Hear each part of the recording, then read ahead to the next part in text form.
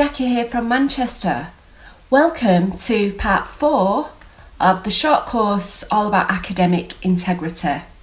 This is going to look at, still looking at the QAA sort of guidance, talking about moving forward, what the universities are putting in place, how to detect it. So we're going to look at that. We're going to look at the causes, common causes of why students do this, and there's many. And to end with, I'm going to talk about a little bit about support and how to avoid it. So essay mills are nothing new. They've been around for many, many years. But we've now got to the point where, as I said sort of earlier on in the course, it's believed maybe 1 in 7 students have used a mill. If you know a friend's doing it, it's called peer-to-peer, they call it contagion. So if you see your friend doing it and you're like, you're stressed. So it's just been increasing and increasing year on year, basically, to where we are now. So there's talk of new software being developed, which sort of alerts the system if there's a different style or different font. There's talk of getting students to maybe sign a declaration every time they submit some work, that reminder, you're signing that. So would that be a deterrent? Lots of staff training and sort of training staff to sort of look for fine detail, features, style, your ability, looking at your behaviour, your confidence, whether you've attended, looking at your other work. Have you suddenly achieved this amazing high standard piece of work when you've not really been in attendance and all your other essays have been sort of like 2-2? So they'll be looking at lots of things like that. Obviously within the university, and they have their marking policies and procedures, so often assignments are marked anonymously.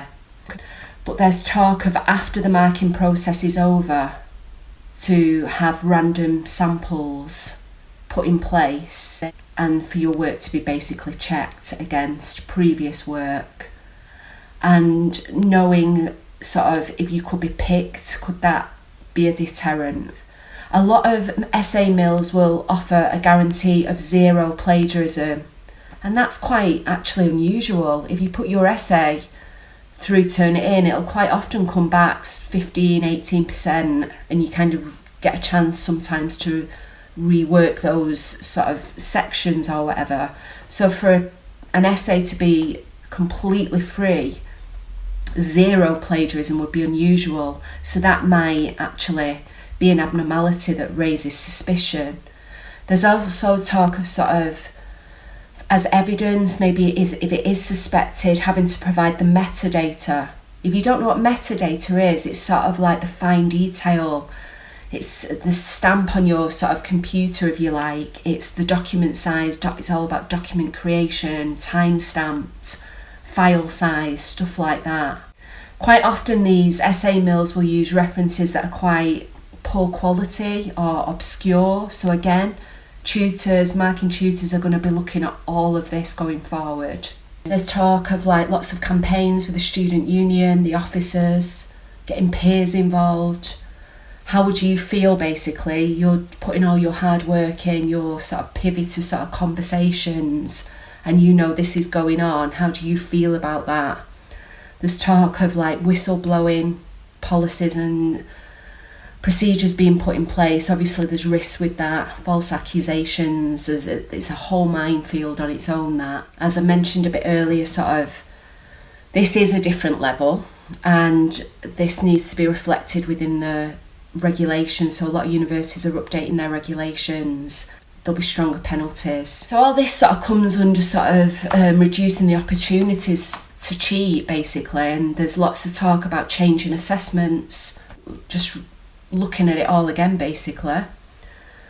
There's a move towards authentic assessment, so more reflective, things that are personal to you. Video presentations, more exams, having to keep a weekly planner, keeping your drafts of your assignments. There's talk of assignment checkpoints, so instead of just having your deadline here, you may have to submit a draft. So that would just make it harder and harder. I'm sure there's ways around it, but these are sort of ideas and recommendations that are being put forward. A really important sort of section of this course is sort of to look at the causes. Why do students do it, really? Deadlines, stress, health, time management, poor note taking. There's work pressure, family pressure, the need to get a specific grade, a lack of skills, a lack of interest in the actual course. And obviously on that list is just like, it is uncomfortable reading this document. A big part of it is like laziness, or it's just easy. How do you avoid plagiarism? What do you think of sort of like what we've been talking about the course? It comes down to morals, it comes down to you as an individual, I guess. If you're going to do it, you're going to do it. Like I said, there's a lot of onus in that publication about support. Go to the workshops, read the guides, learn how to reference, learn how to take good notes, become familiar with Turnitin.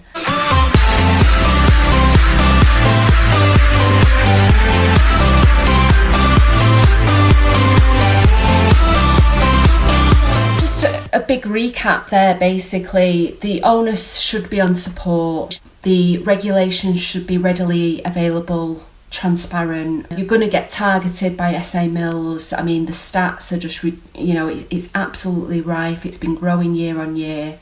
The university, there's a movement in the sector at the moment.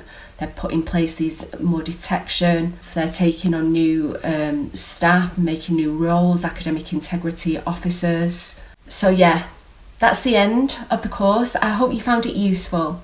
Thanks for watching. I'll say goodbye.